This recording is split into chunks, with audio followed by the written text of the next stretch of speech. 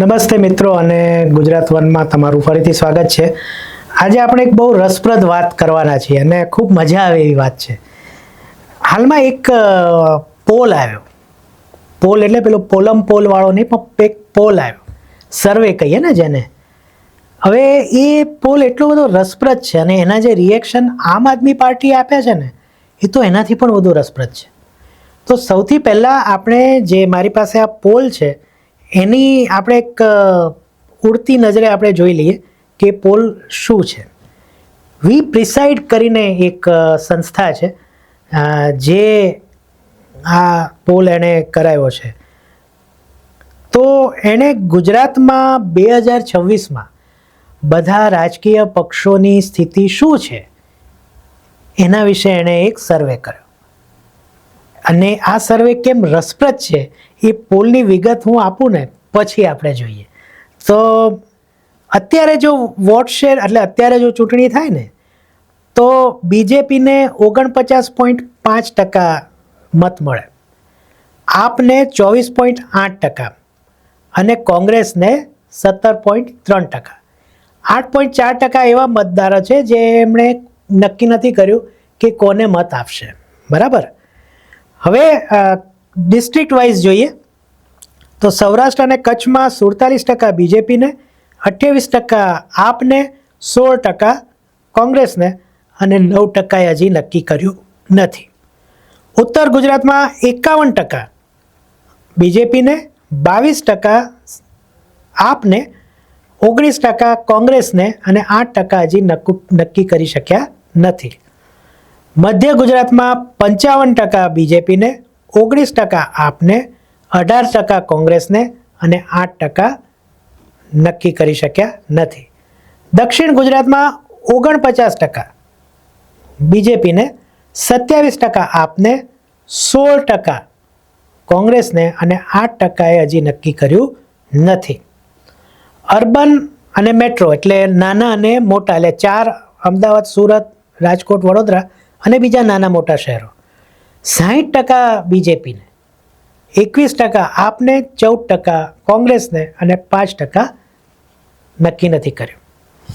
હવે આપણે one by one આ પોલની પોલ ખોલીએ। એક પોલ એવી ખુલે છે કે આ સર્વેને જો સાચો માનીએ અને આપણા પ્રીવિયસ વિડીયોમાં પણ આપણે કોંગ્રેસને એકવાર ચેતવણી આપી ચૂક્યા છીએ અહીંયાથી કે ભાઈ જો તમે ધ્યાન નહીં રાખો તો આપ બીજા નંબર આવી શકે છે। કારણ કે ગમે તે હોય, આમ આદમી પાર્ટીના પ્રચાર કરવાની કે કુપ્રચાર કરવાની નીતિ આપણને ભલે ન ગમતી હોય પણ એ કરે છે અને એને કારણે જે કોઈ પણ આવા જે અનડિસાઇડેડ 8% 9% મતદારો છે એનું ધ્યાન એ ખેંચે છે। તો કોંગ્રેસે એ ધ્યાન રાખવાનું છે પણ એ ધ્યાન રાખતી નથી। તો આ સર્વેમાં પણ એવું જ કહેવામાં આવ્યું છે કે ભાઈ અત્યારે જો ચૂંટણી થાય તો કોંગ્રેસ 3જા નંબરે જતી રહેશે અને આમ આદમી પાર્ટી બીજા નંબરે। તો કોંગ્રેસે એ પણ ધ્યાન રાખવાની જરૂર છે જો આ સર્વેને આપણે સાચો માનીએ તો। પણ સાચો કેમ ન મનાય એના પણ રીઝન છે। રીઝન એ છે કે આ જે વી પ્રિસાઇડ કે જે છે એના ક્લાયન્ટ લિસ્ટમાં કોણ છે ખબર છે? અરવિંદ કેજરીવાલ। જી હા, એટલે પહેલી, બીજી, ત્રીજી કોઈ પણ નજરે જુઓ તો આ જે પોલ છે ને એ આમ આદમી પાર્ટીનો સ્પોન્સર્ડ પોલ હોય એવું લાગે છે। નોર્મલી આ પ્રકારના પોલ જો આમ આદમી પાર્ટી કરાવે ને તો એ પોતાને જીતતી જ દેખાડે। અને હમણાં 2 દિવસ પહેલાં અરવિંદ કેજરીવાલ ગુજરાતમાં આવી ગયા, એમણે તો કીધું જ છે કે 2027માં તો ભાજપ ગઈ। એમણે તો એમના જે કાર્યકર્તા છે એમ કે તમારે લડો, હું 2 દિવસમાં તમને આવીને જેલમાંથી કઢાઈ જઈશ। પણ એ પોતે બેલ ઉપર છે એવું એ કદાચ ભૂલી ગયા।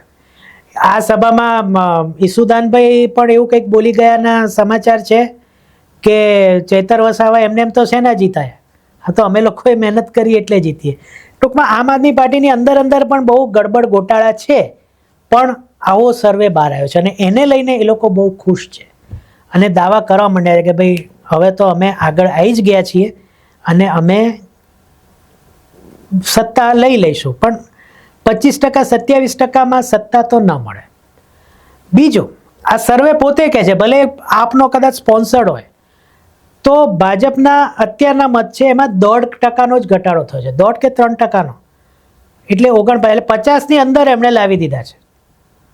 પણ જો 50% મતદાન થાય તો અત્યારે જે 150 ઉપરની બેઠક છે, અને આપણે આ ચેનલ ઉપર વારંવાર કહી પણ ચૂક્યા છીએ, તો એમાં કેટલો ફેર પડશે? એ 90ની નીચે તો જવાની નથી, 92ની નીચે એ રહેશે 100, 110, કદાચ 120ની ઉપર, જો આ ટકાવારી સીટમાં કન્વર્ટ થાય તો આમ આદમી પાર્ટી માટે અત્યારે સત્તા તો દૂર જ છે. એ કોંગ્રેસને લાવી શકશે કે નહીં એ સવાલ છે. પણ ટૂંકમાં આપનો સર્વે, જો આપનો આ સ્પોન્સર્ડ સર્વે હોય, તો એ પણ સ્વીકારે છે કે આવનારા હજી બીજા 5 વર્ષ માટે તો ગુજરાતમાંથી હલાવી શકવાની કોઈ શક્યતા રહી નથી. એટલે હવે આપણે એ જોવાનું રહ્યું કે આવનારા દિવસોમાં આમ આદમી પાર્ટી કેવા ગતકડા કરે છે. એમના સર્વે પ્રમાણે અત્યારે 27-28% જો એ રમતમાં હોય, તો એની ટકાવારી કેમ વધારવી, એના એ ગતકડા જરૂર કરશે.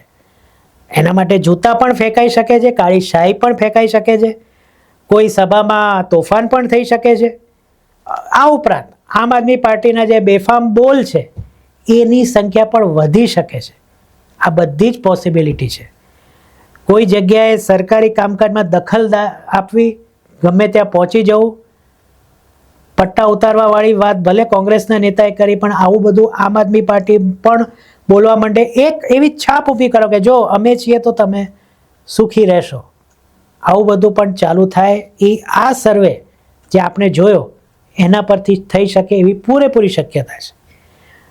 તો આવા પોલ તો ઘણા આવી ગયા. આપણે એ પોલ આપણે ખોલી નાખી છે. તેમ છતાં અત્યારે ભાજપ 49% એ તો છે. એટલે ગુજરાતમાંથી ભાજપને હટાવવું મુશ્કેલી નહીં, પણ નામુમકિન પણ છે. તમને આ બાબતે શું કહેવું છે એ કમેન્ટમાં ચોક્કસ કહેજો. અને જો ચેનલ પર પહેલી વાર આવો છો, ફેસબુક ઉપર જો જોઈ રહ્યા છો, તો વિડીયો લાઈક કરજો, શેર કરજો, અને યુટ્યુબ ઉપર સબસ્ક્રાઈબ કરજો, અને ફેસબુકનું આ પેજ આપણું ફોલો કરવાનું ભૂલાય નહીં. આવી જ સરસ મજાની રાજકારણની અને કરંટ અફેર્સની વાતો લઈને આપણે અહીંયા રોજ આવીએ છીએ. તો પ્લીઝ જોડાયેલા રહેજો. ફરીથી મળીએ, ત્યાં સુધી જય જય ગરવી ગુજરાત.